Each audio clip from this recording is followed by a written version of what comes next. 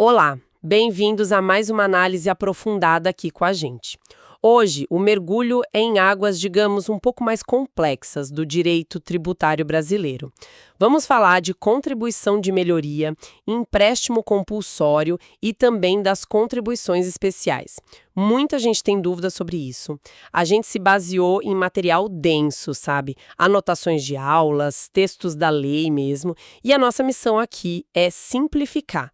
Pegar a essência desses tributos, entender como eles funcionam e por que são diferentes dos impostos e taxas que a gente ouve falar mais, né? Vamos tentar desvendar o que realmente importa sobre eles. Ok, vamos desembrulhar isso. Começando então pela contribuição de melhoria. Uma coisa que o material deixa bem claro e achei super importante é o gatilho da cobrança, o fato gerador. Não é simplesmente fazer a obra pública, tipo construir uma ponte ou asfaltar a rua.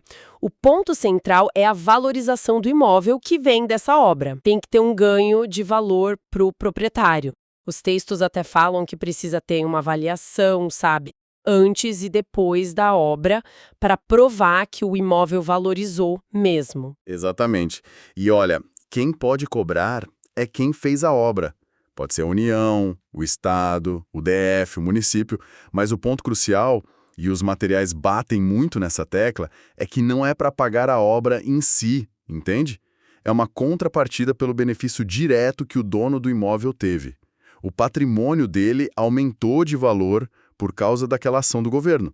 É quase como se fosse uma taxa pela valorização, mas o nome técnico é contribuição de melhoria. E tem limites claros, né? Só paga quem realmente teve o imóvel valorizado e que está ali na área de influência da obra, não é a cidade toda que paga, como no IPTU, por exemplo. É bem específico para o benefício de cada um, bem diferente da lógica geral dos impostos. Ah, faz todo sentido. Essa ligação com o benefício concreto individual muda tudo, né? Agora, vamos para outra figura que tem um nome bem curioso, o empréstimo compulsório. Só o nome já dá uma ideia de algo meio forçado, né? Um empréstimo obrigatório para o governo. Aqui é onde fica realmente interessante. O material que a gente consultou, e isso tá lá no artigo 148 da Constituição, é super claro. Só a União pode criar empréstimo compulsório. Estados e municípios estão fora, completamente. É bem diferente de quando a União vende títulos públicos no mercado, que aí quem quer compra, né? É voluntário. Sem dúvida nenhuma. E as situações para a União usar essa ferramenta são, assim, raríssimas e muito graves. Os textos detalham bem isso. A Constituição só deixa em 3 casos bem específicos. Primeiro, despesa extraordinária por calamidade pública. Pensa num desastre grande, uma enchente gigante seca braba. O material até cita que se discutiu isso na pandemia de Covid, né? Pela gravidade da crise. Segundo, guerra externa ou o risco iminente dela. Guerra custa muito caro, né? E a Constituição tem até outro tributo para isso, o Imposto Extraordinário de Guerra. Mostra como a situação é séria. E terceiro, para um investimento público urgente e muito importante para o país. Algo que não dá para esperar o orçamento normal, sabe? Uma hidrelétrica emergencial, talvez. Nossa, bem restrito mesmo. E além dessas situações, tem mais alguma trava para dificultar a criação? Tem sim, e é uma trava importante. A Constituição exige lei complementar para criar o empréstimo compulsório. E lei complementar precisa de mais votos no Congresso para passar, uma maioria qualificada. Na prática, isso é uma barreira política bem grande. Reforça que é algo excepcionalíssimo. Não é qualquer coisa que justifica, nem é fácil de aprovar. E claro, não podemos esquecer o empréstimo no nome. Tem que ser devolvido. A União tem que restituir o dinheiro para o contribuinte depois, com correção, claro, do jeito que a lei definir. É um adiantamento forçado, não uma receita que fica para o governo para sempre. Entendi. É uma ferramenta poderosa, mas guardada para momentos de crise extrema ou necessidade nacional urgente, só a União pode usar e ainda tem que devolver. Faz sentido ser tão difícil de usar. Bom, avançando então, chegamos na categoria enorme das contribuições especiais. O artigo 149 da Constituição, que aparece bastante nos materiais, dá a regra geral. Quem institui é, na maioria das vezes, a União, e elas se dividem, né? Contribuições sociais, as de intervenção no domínio econômico, as CIDs, e aquelas de interesse das categorias profissionais ou econômicas. Correto. A regra geral é essa, a União manda no jogo. Mas, como quase tudo em tributário, tem exceção importante que os textos destacam bem. A principal é a contribuição para o regime próprio de previdência social, o RPPS dos servidores públicos. Nesse caso específico, a Constituição deixa a União, os estados, o DF e os municípios criarem essa contribuição. Mas atenção, cada um só pode cobrar dos seus servidores ativos, aposentados, pensionistas, para bancar o seu próprio regime de previdência. O material até faz uma diferenciação útil. O RPPS é o regime do servidor estatutário daquele ente público. O regime geral, o RGPS do INSS, é para a galera da iniciativa privada e para servidores de entes que não têm regime próprio ou comissionados, geralmente. Essa distinção é chave mesmo, para saber quem cobra o quê da previdência do servidor. E dentro das contribuições sociais que a União cria, os materiais mostram uma subdivisão, né? Tem aquelas que o dinheiro vai direto para a Seguridade Social, aquele tripé, saúde, SUS, Previdência, INSS e assistência social, tipo BPC-Loas. O exemplo mais clássico é o INSS, que desconta do salário, né? E tem também as contribuições sociais gerais. O dinheiro vai para outras áreas sociais, mas fora desse orçamento da Seguridade. Os textos dão exemplos como salário-educação, para a educação básica, e as contribuições para o sistema S, SESI, SENAI, SESC, etc., que bancam formação profissional, lazer para o trabalhador. Perfeito. A finalidade das contribuições para a Seguridade está bem definida lá no artigo 195 da Constituição. É um ponto que os textos reforçam. Elas são a base do financiamento da nossa proteção social. Além da contribuição sobre o salário que você falou, tem outras super importantes, o PIS/PASEP e a COFINS. Essas duas incidem mais sobre o faturamento das empresas, sobre o volume de negócios delas. São fontes de receita, sim, essenciais para o SUS funcionar, para pagar milhões de aposentadorias e pensões do INSS, para manter os programas de assistência. Sem elas, nosso estado de bem-estar social não pararia em pé. Fica bem clara a importância e o destino certo dessas contribuições sociais. Agora, mudando um pouco o foco, as CIDs, as contribuições de intervenção no domínio econômico. O nome já meio que entrega, né? Os materiais explicam que são tributos que a União cria para poder intervir em algum setor da economia. Seja para regular, para incentivar ou desincentivar algo, ou para bancar projetos estratégicos. Quais exemplos os textos trouxeram? Olha, os textos citam alguns bem conhecidos. O principal talvez seja a CID Combustíveis. Está lá no artigo 177, parágrafo 4º da Constituição, e incide na importação e venda de petróleo e derivados, gás natural e derivados e álcool combustível.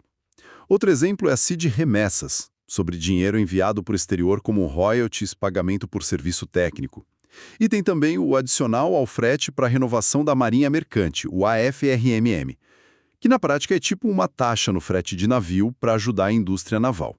E um dos textos diz que o STF já classificou isso como CID. Interessante essa do AFRMM ser considerada CID pelo Supremo. Mas voltando na CID Combustíveis, que parece ser a que a Constituição detalha mais, o que mais os materiais falam sobre ela? O material destaca que a própria Constituição já dá os contornos dela. Diz sobre quais produtos incide, como a gente viu, e muito importante, para onde o dinheiro arrecadado tem que ir. Os objetivos são bem definidos na Constituição. Financiar projetos ambientais ligados à indústria de petróleo e gás, tipo recuperar área degradada, prevenir acidente, e financiar programas de infraestrutura de transporte, construir estrada, ferrovia, essas coisas. Então, a ideia da CID Combustíveis, pelo que dá para tirar das fontes, é ser um instrumento de política pública bem direcionado. Usa o consumo de combustível como base para arrecadar e investir especificamente em meio ambiente e transporte. É um tributo com um objetivo claro além de só arrecadar, sabe? Busca influenciar comportamento e financiar setores específicos, diferente de um imposto geral que vai para o Caixa Único do governo. Entendi. É um dinheiro com destino carimbado pela própria Constituição, faz sentido. Seguindo para o último tipo de contribuição especial que os materiais mencionam, as de interesse das categorias profissionais ou econômicas, às vezes chamadas de corporativas. O exemplo mais fácil de entender que os textos dão são as anuidades que a gente paga para os conselhos de profissão, né? CRM dos médicos, CREA dos engenheiros, CRC dos contadores, OAB dos advogados e por aí vai. Os materiais são bem claros, baseados no artigo 149 da Constituição. Essas anuidades são tributos. Uma informação interessante que um dos textos traz é que a natureza tributária da anuidade da OAB ainda está em discussão no STF, especificamente para ela. Mas para os outros conselhos, tipo CRM, CREA, essa natureza de tributo já está consolidada. São consideradas contribuições federais. O que é fascinante aqui, e os materiais exploram bem essa parte, é a diferença entre competência tributária e capacidade tributária ativa. Competência é o poder de criar o tributo, por lei. Para essas contribuições de conselho, a competência é da União, e ela não pode delegar isso. Só a União cria. Já a capacidade tributária ativa é o poder de cobrar, fiscalizar e processar quem não paga. E essa capacidade, sim, a União pode delegar. É exatamente o que acontece aqui.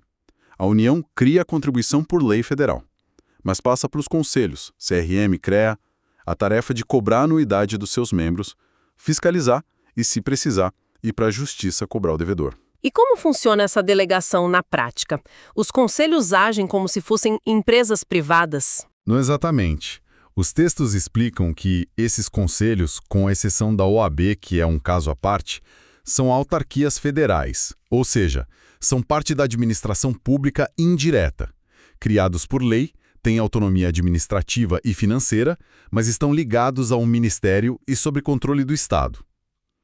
Por serem autarquias com essa capacidade tributária delegada, eles podem fazer coisas importantes.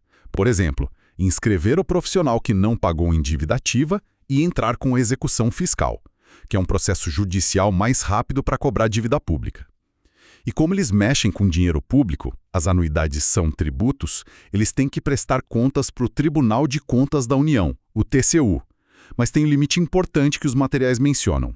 Os conselhos não podem definir o valor da anuidade do jeito que quiserem. A lei que criou a contribuição ou outra lei tem que dar os limites, os parâmetros para esse valor, para ter algum controle e previsibilidade, né? Entendi a dinâmica. União cria, Conselho e Autarquia Federal administra e cobra, mas dentro das regras da lei.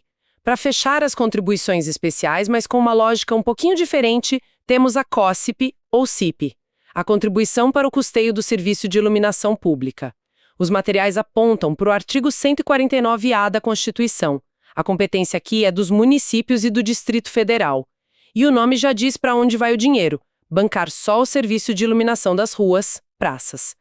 Um dos textos até conta uma evolução interessante. O STF já entendia assim, e uma emenda recente, a EC 132/2023, confirmou na lei. O dinheiro da COSIP pode ser usado não só para manter o que já existe, mas para expandir, melhorar a iluminação e até para financiar sistemas de monitoramento e segurança que usam os postes de luz. Exato.